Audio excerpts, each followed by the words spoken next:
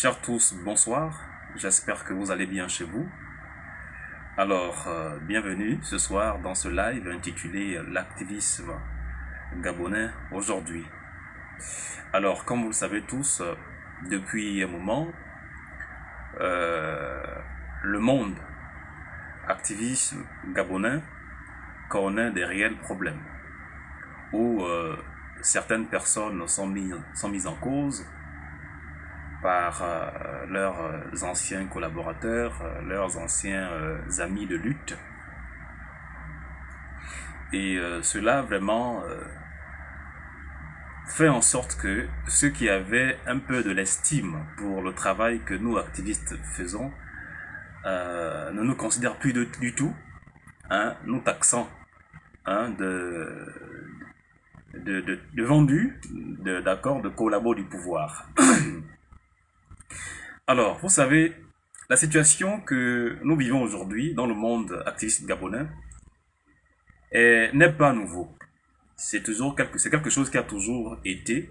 Seulement, cette fois-ci, c'est un peu plus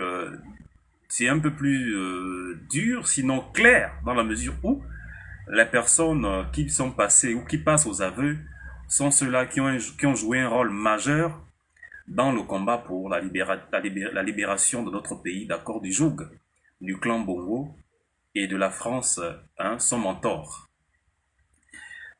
Aujourd'hui, certains activistes sont taxés de corrompus. Donc, pendant que certains activistes se battaient avec l'intention de changer les choses, d'autres avaient des calculs inavoués et allaient prendre l'argent chez Ali Bongo, chez ses d'accord collaborateurs. Vous savez, cette situation me donne raison. Pourquoi je le dis? Parce qu'effectivement, pour avoir décidé de rouler seul, c'était le résultat d'une réflexion profonde que j'avais eu à mener.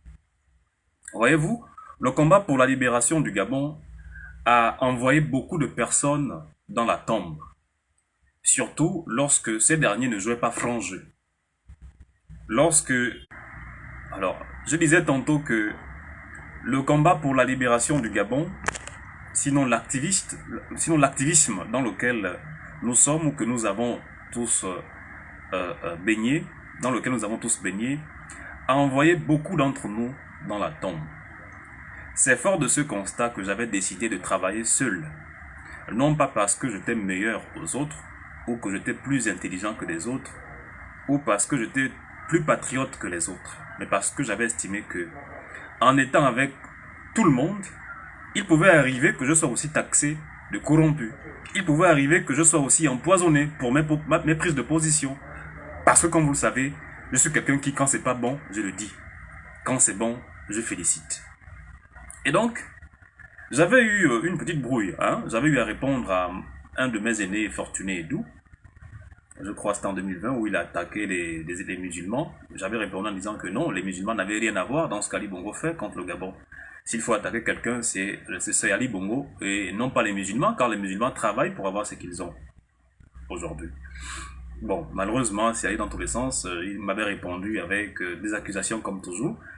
Et de là, comme un bon grand frère, Eric Otete m'avait contacté pour me demander de me réconcilier avec mon aîné. J'avais répondu à Eric que je n'avais rien contre lui. C'est juste que j'avais donné un droit de réponse quant à sa publication sur les musulmans du Gabon et tout. Et donc, il avait demandé à ce qu'on puisse être ensemble, qu'on puisse travailler ensemble et tout. J'avais répondu séance tenante et il peut le confirmer ici que j'avais dit non, je ne peux pas travailler avec les gens parce que ce monde est un monde rempli de personnes fourbes. Il y a des gens qui parlent bien parce qu'ils savent bien parler, parce qu'ils sont intelligents, mais alors que ce sont des personnes parfois fourbes, mais ce sont eux qui malheureusement ont le soutien populaire, sont plus écoutés, sont plus suivis, au détriment de nous là, qui avons décidé non pas de mettre l'argent devant, mais de se battre véritablement pour le changement de notre pays. Et j'avais répondu à cette époque-là que je le remerciais pour son appel, car c'est un grand qui a constaté que il y a un problème qui existe entre les deux, et donc il fallait se mettre au milieu pour calmer les choses.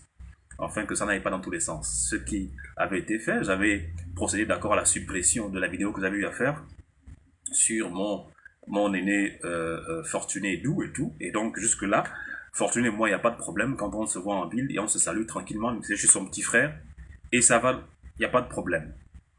Donc, il faut dire que il y a des gens qui ont pris ce combat-là à bras le corps. Il y a des gens qui ont, comme moi, ont sacrifié leur avenir parce que ne voulant pas vivre, continuer à vivre, hein, sous la tutelle des membres d'une seule famille. Il y a des gens qui sont morts pour le Gabon, comme il y a aussi des gens qui ont profité de cette situation pour se faire une santé financière, pour se faire une notoriété dans les réseaux sociaux, ce qui n'était pas mon cas. Et aujourd'hui, avec ce qui se passe, avec les différentes révélations qui sont faites ici et là, j'ai eu raison en fait de rouler seul, de travailler seul. Parce que si et seulement si j'étais avec eux aujourd'hui, je serais sans doute aussi taxé de personnes ayant trompé le peuple gabonais quant au combat pour la libération du Gabon. J'aurais dû être aussi traité de personnes qui, alors que la journée on parle opposition, ben la nuit on est en train de négocier pour avoir des petites miettes ici et là avec les gardes du pouvoir. En réalité, j'ai eu raison en fait de travailler seul, de faire mes lives seul dans ma maison, de sortir quand j'ai eu un truc à voir, quand je vois un truc qui n'est pas normal et que je dois peut-être mettre sur la place publique, je filme et puis terminé, je rentre chez moi. C'était pour éviter d'en arriver là. Et avec ce que je vois aujourd'hui, j'ai dit ah ouais, Dieu m'a donné vraiment la sagesse et pour avoir fait preuve de voilà, donc sans doute si j'avais été avec eux, avec mon grand frère Rick Kotetse, avec qui je n'ai aucun problème, si j'avais été avec tous les groupes là qui ont existé au sein de l'opposition gabonaise, notamment les jeunes dans le monde de l'activisme, reprise. Voilà. Donc c'est pas parce que je ne leur faisais pas confiance, mais c'était pour me protéger. Vous savez, nous ici on dit, quand tu n'as pas un parapluie sous lequel te cacher, parfois il faut bien prendre tes décisions pour pas que demain hein, tu sois amené à le regretter. Donc c'est pas que je ne faisais pas confiance aux autres activistes, non, mais parce que j'avais peur, hein, car n'ayant pas un contact à appeler au cas où je me faisais prendre, au cas où j'étais peut-être dans une mauvaise position. Parce qu'effectivement, comme vous le savez, dans ma famille, il n'y a aucun pédégiste. Tous c'est des opposants, la plupart. D'autres ne font pas la politique, mais la plupart ont toujours été contre le système en place. C'est pourquoi je ne suis pas riche, je n'ai pas d'argent, j'ai rien. Et lorsque je me suis mis dans ce combat pour la libération du Gabon, sous M. Ali Bongo Ondimba, c'était avec la ferme volonté de voir un changement véritable. Parce que je n'arrivais pas à prendre dans les meilleures conditions. Parce qu'en fait, la pauvreté s'enracinait chaque jour un peu plus. Et ça me faisait mal de voir les fous joncher les rues de Libreville sans pourtant que les autorités, sinon la tutelle, prennent à bras le corps ce problème afin de pouvoir trouver un endroit où les caser. Ça me faisait mal de voir les conditions désastreuses du peuple gabonais. Ça me faisait mal en fait de voir les Gabonais vivre dans des conditions extrêmement difficiles. Et donc, je me suis dit, si nos grands ont commencé, qui suis-je pour ne pas le faire? Et parce que je veux des meilleures conditions pour moi-même d'abord, je me dois de me lever en tant qu'individu, en tant que citoyen gabonais, pour revendiquer mes droits en tant que Gabonais. Parce que chaque citoyen gabonais a les droits et des devoirs dans son pays. D'accord? Donc, ça a été ma première motivation. Jamais, au grand jamais, j'ai eu pour première idée de faire du bruit contre le pouvoir de M. Ali Bongo Ondimba, en espérant avoir quelque chose ou être appelé ou être contacté pour sans doute négocier quoi que ce soit. Non, c'est la raison pour laquelle vous allez constater que je n'ai rien, je suis pas riche, je n'ai absolument rien. Parce qu'effectivement, je ne me suis pas battu pour avoir de l'argent sous le dos des Gabonais qui me soutiennent à travers le combat que je mène dans les réseaux sociaux et sur le terrain. Parce que simplement, je me suis dit non, ben, il faut que ça change. Mes parents ont connu les bongos, moi-même je suis dans les bongos, je ne vais pas me marier et faire des enfants sous bongo. Ça servira à quoi de parler de république ou de démocratie? Le Gabon n'est pas une monarchie. Et donc, ça vaut le coup de se battre afin de libérer justement le Gabon de ces gens-là, qui ne veulent pas partir. Donc, ça a été ma première intention. Et jusque-là, je suis là. Donc, je suis heureux aujourd'hui que mon nom n'a pas figuré lorsque le groupe des Blabla ils sont tombés. S'agissant des activistes qui ont perçu de l'argent du groupe de la cruche Aliaga et autres, mon nom ne figure pas dedans. Alors, mon nom n'a pas été cité lorsque la Young Team est tombée, jamais mon nom n'a figuré dans leur liste là où des activistes avaient été cités comme étant ceux-là qui faisaient le double jeu ou qui ne jouaient pas franc jeu. Les gens qui insultaient la journée les Black Boys, les gens qui insultaient le jour, d'accord, les membres de la Young Team, mais qui le soir allaient négocier avec eux et sortaient de là avec de l'argent, soit des voitures.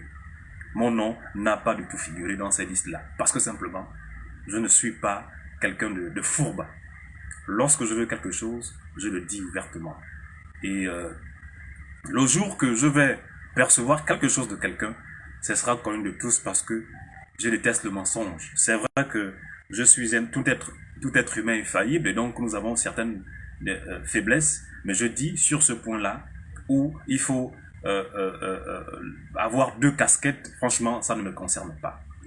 Et je profite de cette occasion pour interpeller mes aînés en conflit actuellement. Il s'agit ici de Eric Otete et de Fortuné Edou. Donc, je ne sais pas ce qui vous divise, même si, au vu des différentes déclarations, on peut se faire une idée de ce qu'il en est quant à votre relation aujourd'hui.